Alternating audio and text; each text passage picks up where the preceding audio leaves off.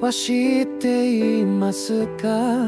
遠い空の下に静かに消されそうな一つの民族がいることを、キバルラ歌を愛し花の香りを知る。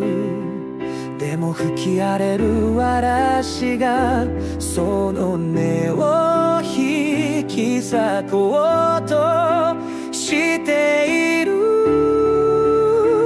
ウイグルよ耐えてるね。